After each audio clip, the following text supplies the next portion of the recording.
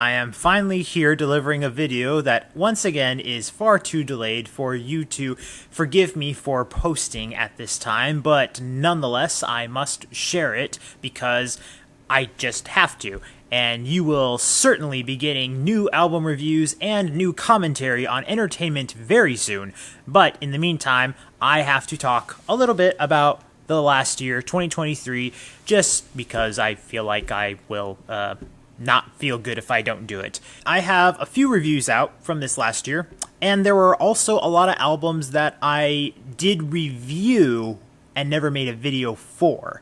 So a few of these you will notice that I did review, and some of these you will notice I did not.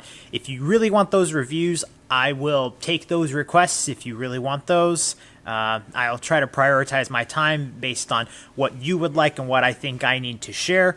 And so we'll get to that point. So we're going to start off with the 5 best albums of 2023. And that is incredibly subjective, given the fact that I probably could have reviewed even more, even the ones that I didn't have time to post.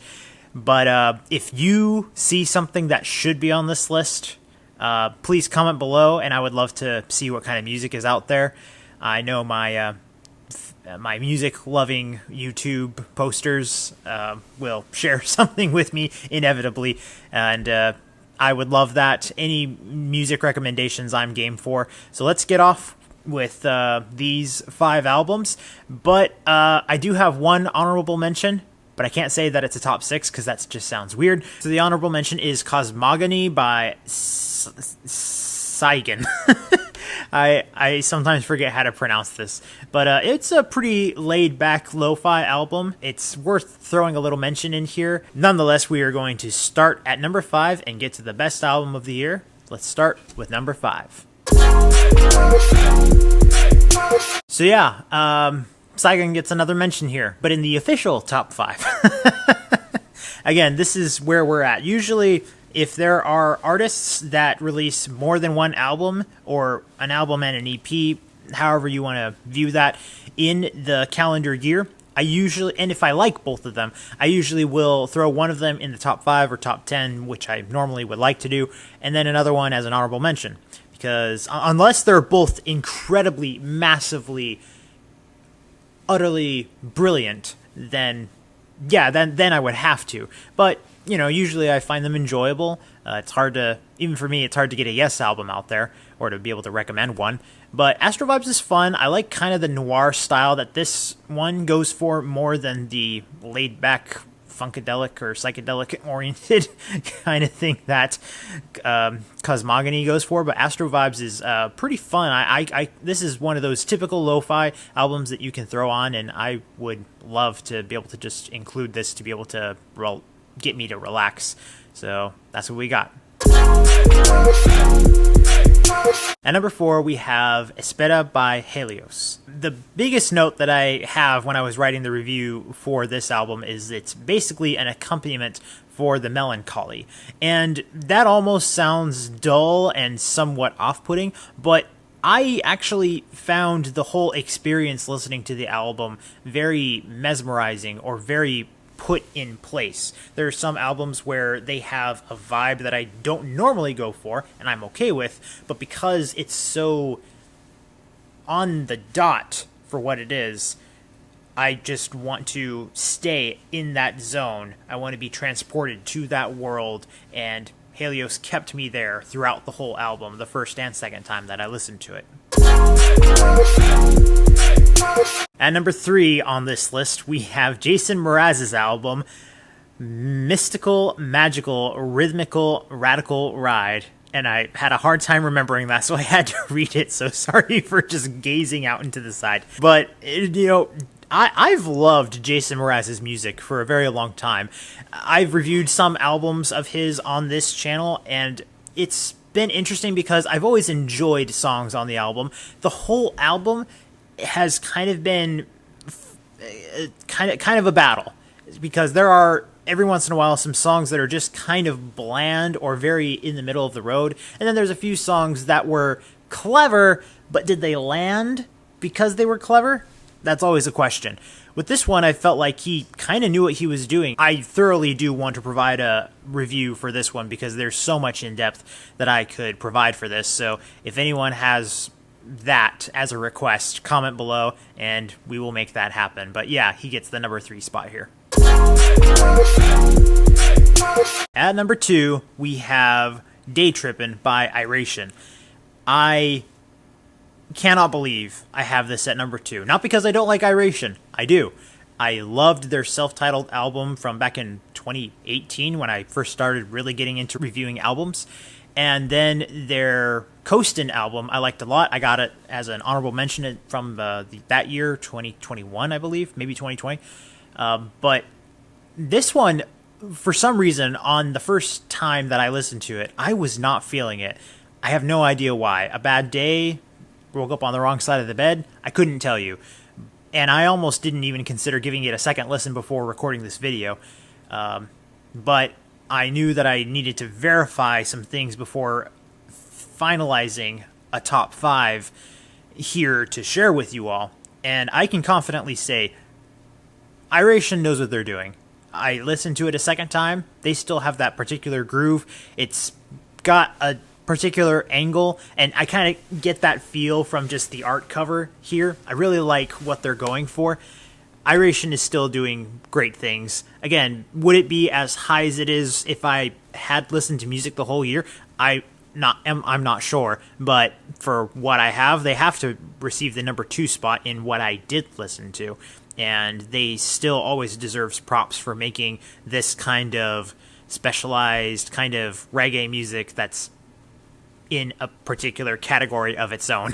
So good job, Iration. You keep a fan very happy. And then number 1, I knew that this album was going to be high up there, even if I had found a Y.E.S album through the year.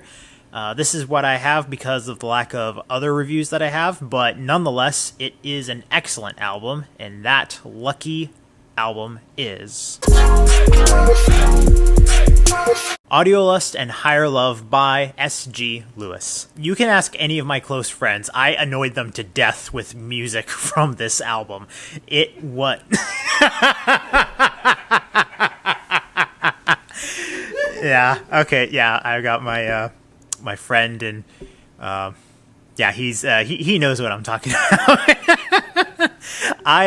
I couldn't get enough of this album. There were so many songs that I loved from it. Even the songs that were not marketed as hits, I enjoyed the vibes that came with it. I had quite a Marvel experience just thinking about the collaborations that S.G. Lewis put into making some of these songs.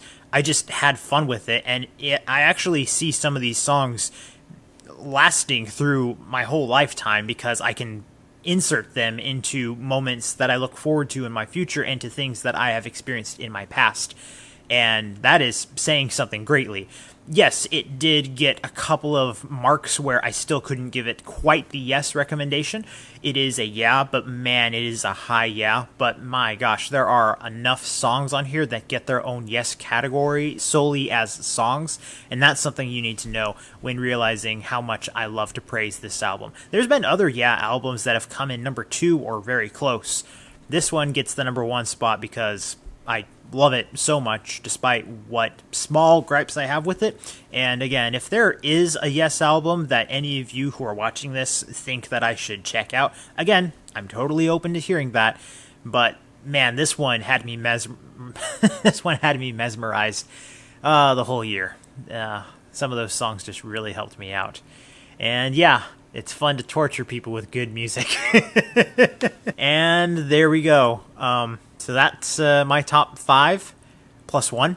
And we are going to get into the second category, just as I did last year. And I'm going to talk about my favorite songs of this past year. Cool transition. Yes, we are doing 17 once again. So yeah, it's like 10 plus 7. Why 17? Because I like the number 17. It's just different. It's more iconic for my channel. It's something that I thought, instead of just having honorable mentions, why just not make this? It makes more sense with albums, but with songs, everyone has more than 10 songs that they really loved throughout a year, even if they weren't mainstream radio hits, which is kind of the point for me including so many songs. Some of them I think ought to be radio hits, and some of them are just really good, despite whether people think that they're amazing or not. So this is an interesting compilation, and usually I try to have one song per artist in this list. I have to make an exception this year because, one, I didn't find a 17th song that really stood out to me, even though there's some really good songs throughout the albums that I mentioned here. But I thought, from this one album, I have to mention two, because it just makes sense. And I've probably already given you a hint about that. But anyway, with that, let's roll the dice. Let's roll this out. The top 17 songs of 2023. And with that, we will sign off right afterward. Here you go. Taking a drive, hours and ideal. Dance the night away. My heart could be burning, but you won't see. Make it feel like it's a 1960s Hollywood trailer. Classic like cars. I know you wanna go to the moon, but if you don't go, you'll never get no one that left with you. I bet you never tell it how it feels. Traveling in a small town, see how far you make it down. What kind of magic is automatic? I feel like this.